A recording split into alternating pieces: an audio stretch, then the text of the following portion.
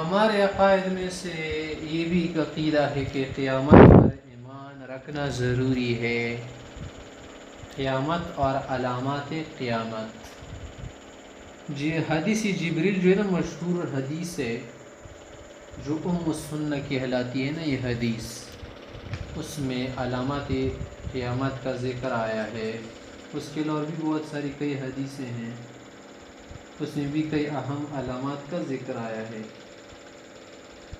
قیامت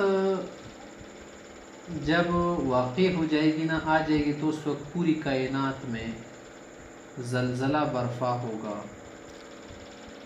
سب جو ہے نا کیا ہو جائیں گے، دہشت زدہ ہو جائیں گے.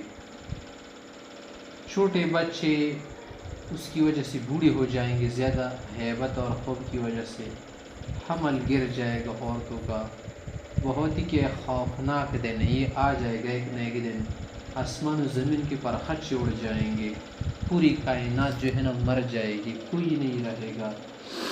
اس دن کوئی نہیں رہے گا، سب جو ہے کیا ہو جائیں گے، ختم ہو جائیں گے.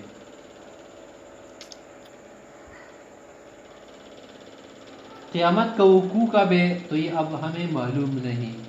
جبریل علیہ السلام پیغمبر علیہ السلام کے پاس آئے تھے نا، پوچھا تھا کہ متی الساعۃ، تو آپ علیہ السلام نے کیا کہا، ما المسئول عنہا بأعلم من السائل. قیامت کے متعلق ہمیں علم نہیں ہے، کیونکہ علم غیب کی بات ہے نا، یہ اللہ کے ساتھ خاص ہے.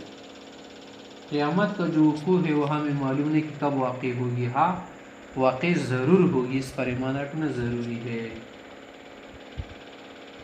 اور اس قیامت کی وقوع سے مقصد یہ ہے نا کہ دنیا میں اللہ تعالیٰ نے جو احکام ہمیں دیے تھے نا، انبیاء کے ذریعے سے مختلف امتوں میں جو دین بھیجے تھے، احکام شرائع، ان پر ہم نے کتنا عمل کیا ہے. عدل و انصاف کا فیصلہ ہوگا، ظالم سے ظلم کا بدلہ لیا جائے گا، اور نیک لوگوں کو کیا دیا جائے گا، نیک بدلہ دیا جائے گا، برے لوگوں کو برا بدلہ دیا جائے گا.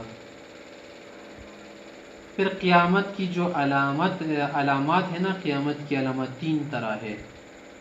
ایک علامات بعیدہ کہلاتی ہے، نمبر 2 علامات متوسطہ، علامات صغریٰ، نمبر 3 ہے علامات قریبہ، یہ کیا ہے، علامات کبریٰ ہے.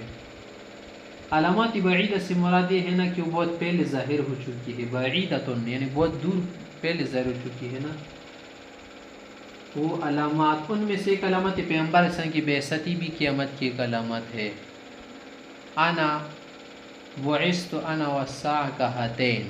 ہاں پیغمبر علیہ السلام نے اشارہ فرمایا. شق القمر والا واقعہ، آپ علیہ السلام کی وفات، یہ سب کیا ہے، جنگ صفین وغیرہ، سب علامات بعیدہ ہے.